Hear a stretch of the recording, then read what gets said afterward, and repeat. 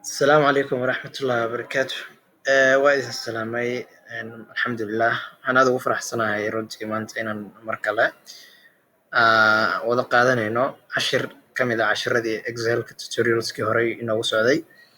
Waxaan rabnaa maanta inaan ka hadalno si automatic ah datadan ayaan haystaa. Xaqiiqatan waxaan u maleynayaa inay tahay data aad u yara xogaa yara badan.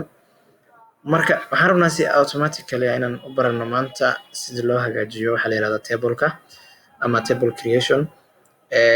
Runtii waa Excel oo wuxuu leeyahay boxyo fara badan oo isticmaali kartaa, laakiin long process-ka ugu horeeya waxay tahay datada san markay ku tahay inaad ayada dhan wada highlight gareysid oo runtii ilaa endiga inay intaan kasii badan tahayna macquul datada specific-ga adiga aad isticmaalayso.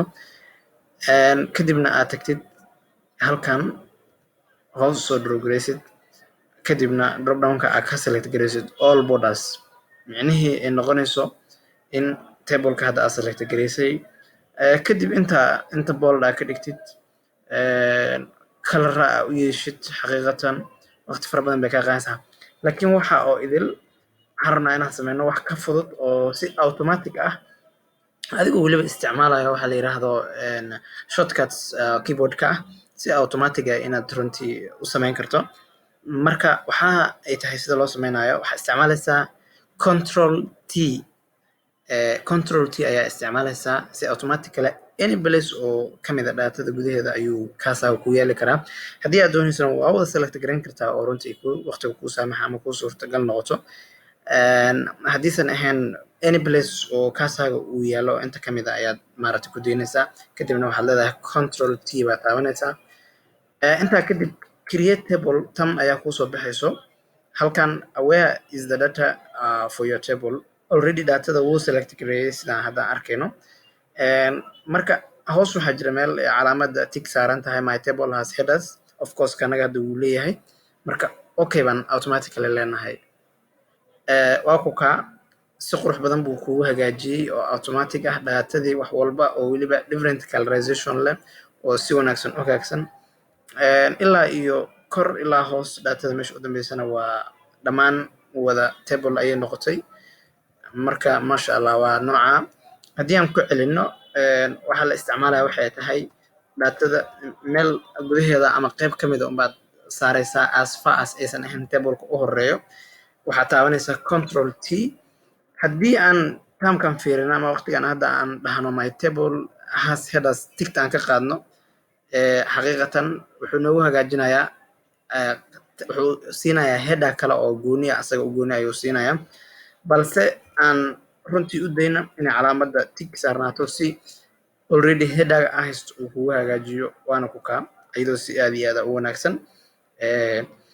Intaa waxaa kaloo raacsanaynaa haddii la yiraahdo sida hadda aad aragtaan auto fitting ma lahan ama runtii datada dhan ma wada muuqato oo waxyaabo badan baa kaa qarsoono inta hadda kamid ah.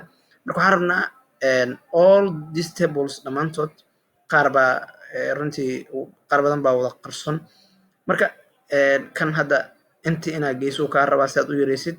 Xaqiiqatan kan inaad dheereyso wax ku darsid buu kaa rabaa, qaar kale inaad soo yareysid. Marka ayadana waxaan rabnaa si automatic ah in dhammaan ay wada noqoto oo auto fitting kalarada kolomyada dhan ay dabcan wada noqdaan kuwa dhameystiran oo isla wada eg oo same size mid walbana datada ku jirto uu ula ekaado. Marka taa si shortcuts oo aad u fudud inaad sameysid haddii aad doonaysid waxaad sameynaysaa meesha geeska ayaad kaasaaga saaraysaa, kadibna waa select gareynaysaa everything oo selka gudihiisa ama worksheet-ka. Dabcan tan waxaa la yiraahdaa worksheet ayaad maaragtay ku wada select garoobaya. Kadibna waxaad sameynaysaa one of the places ama kolomyada mid kamid ah ayaad dul saaraysaa. Dabcan markaad dul saartid calaamadaas isku bedelaya runtii istilaabka ahaanta ah. Marka laba jeer baad click siinaysaa oo double click baad ku sameynaysaa. Waa ku kaa everything now waa automatic. Kan wuu adjust gareeyay, kan aad buu hor u dheeraaday, wuu soo gaabiyay qaar kamid ah. Marka xaqiiqatan waa qaab aad u fudud. Haddii aan ayada ku celino waxay tahay any place oo kamid ah adoo gudaha jooga ayaad geeska select gareynaysaa. Datada dhan baa ku select gareysay macal the whole Excel cells ayaa select garoobay. Marka waxaad sameynaysaa one of the columns ayaad double click garanaysaa si automatica datadaadii way isla wada ekaato dhammaan. Marka this one is called auto fitting. dabcan tii horena waxay ahayd waxaa la yiraahdo in aad create gareysid runtii tablekan aad u qurux badan oo kalarada leh oo automatic leh. waxaa kaloo faa'iido uu leeyahay runtii tableka ka mid ah in filtering automatic ah haysatid oo asaga kuu sameynayo. dabcan waad ka qaadi kartaa laakiin waa very easy haddii aan doonayno inaan select gareyno iyaayada wax ka mid ah.